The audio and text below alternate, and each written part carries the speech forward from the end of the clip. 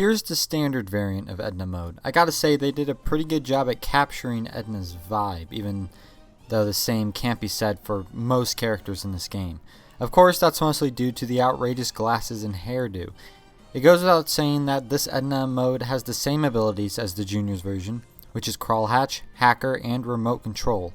It's weird though, the Juniors variant of Edna mode we saw at the end of the last part was the promotional minifigure to this game. If you don't know, a lot of LEGO games have a minifigure that is given to people as a pre-order bonus, and sometimes they're cool. But Juniors Edna mode was the one for this game, and obviously she's not pretty cool. Honestly, that figure would be a deterrent to pre-ordering this game in my opinion. But I guess the Juniors Edna mode minifigure is an accurate representation of the quality of this game.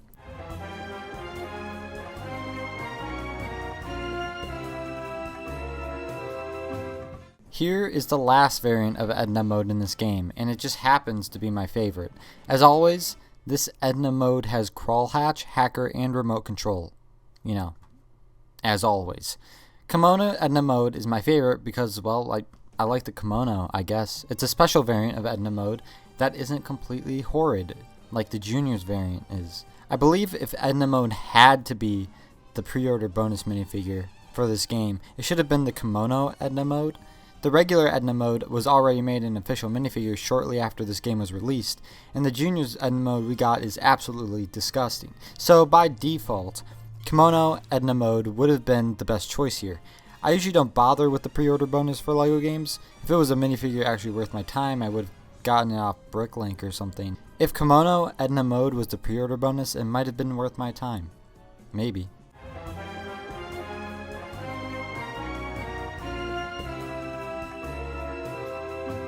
Here's yet another super I wouldn't be surprised if you haven't heard of. However, there's quite a bit of lore on him. Anyway, he has 3 abilities, which basically makes him an advanced Vectress. That being said, he has sonar, obviously. According to the wiki, he apparently discovered his sonar powers while selling peanuts at a baseball game. I don't want to know how many people he made deaf from that incident. Not much, I hope. In addition to sonar, though, he has his sharpshoot ability, and he can fly. An interesting set of abilities, but to be honest, flight is his most useful one, despite sonar being his main power. In fact, he developed his superhero yodel with his sonar powers, so that's like his main one, right? Here's another thing of note. Phylange was a part of a trio called the Thrilling Three. The other 2 members we haven't covered yet in the list, but another member is going to be covered in this part, so watch out for that.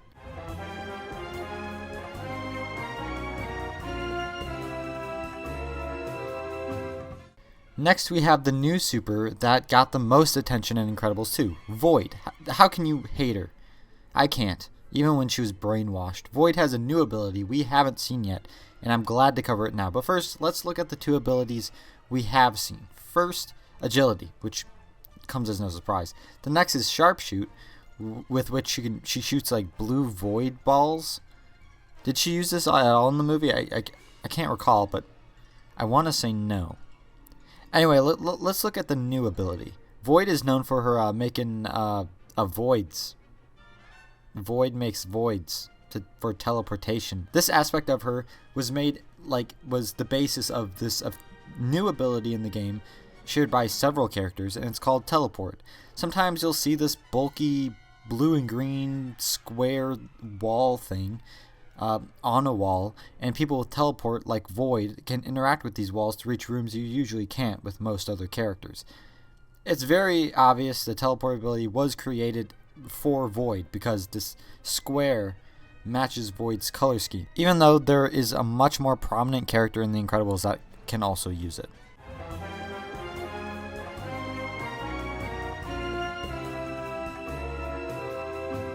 Look at this absolute doof right here. I'm sorry, but his design is bad in like a funny way. Like medieval times or future Jetpack Man, make up your mind, you know? Anyway, Hypershock is a super known for producing seismic waves, but he doesn't have super strength. I feel like if you can cause earthquakes, super strength isn't that much of a stretch. For this game, Hypershock has 3 abilities.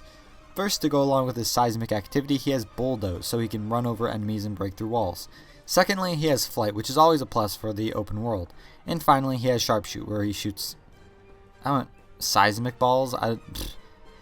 So his ability combination admittedly is pretty good, with emphasis on the bulldoze and flight. Sharpshoot is pretty common, as we all know from what we've seen.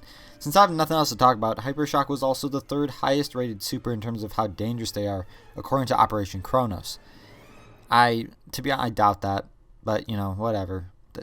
Mr. Incredible was apparently number 1, so I don't really trust the rating system for that.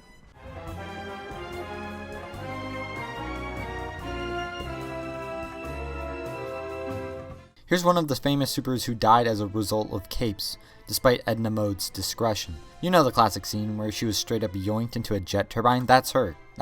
That's Stratogale. But Stratogale here, in terms of this game, is basically an upgraded Hypershock. Stratogale has bulldoze and flight, but the sharpshoot ability that Hypershock has is replaced with the strength ability, which is a trait I would gladly take any day. That's something Hypershock should have had. But yeah, that small change in abilities is more than enough to make a much better character to play as. In terms of the lore, Stratogale is like the Aquaman for birds. That's right, Stratogale can speak to birds, kind of. She can speak to 10 specific types of birds, none of which are named in the wiki. I don't know why the people in charge of coming up with Stratogale's backstory were so specific, but there you go.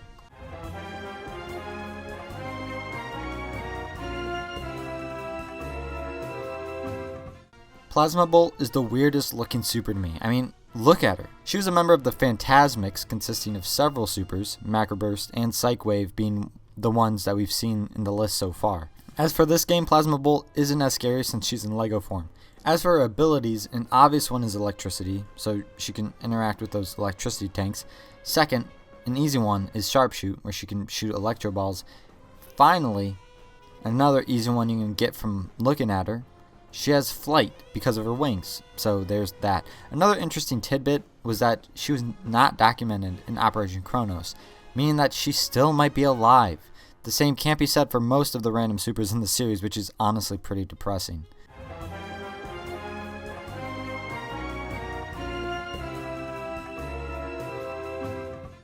Oh, I wonder what this guy can do. His name is leaving me with so many questions. Thunder on his head.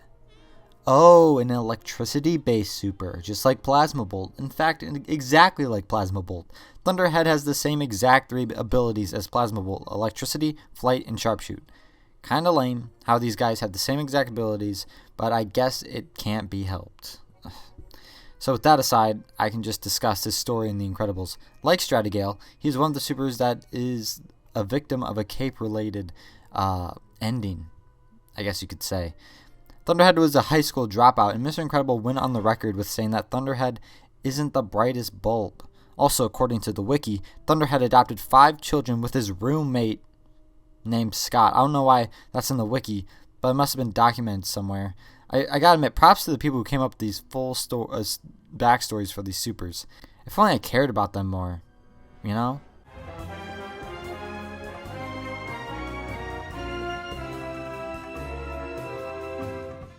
Thank God for the Pixar wiki, because I'm using a whole bunch for these supers that were, for some reason, giving these entire backstories.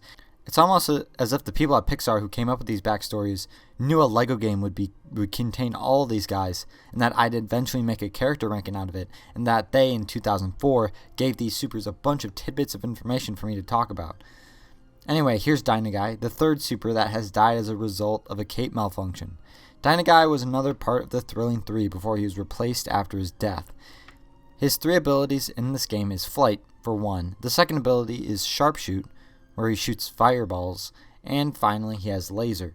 Much like Reflex, except he emits a laser out of his hands rather than his vomit. According to the wiki, though, Dynaguy shoots the rays out of his forehead, but in this game, it's through his hands. TT Games, this is a criminal error, and it would have been averted if I was involved with the development in any way.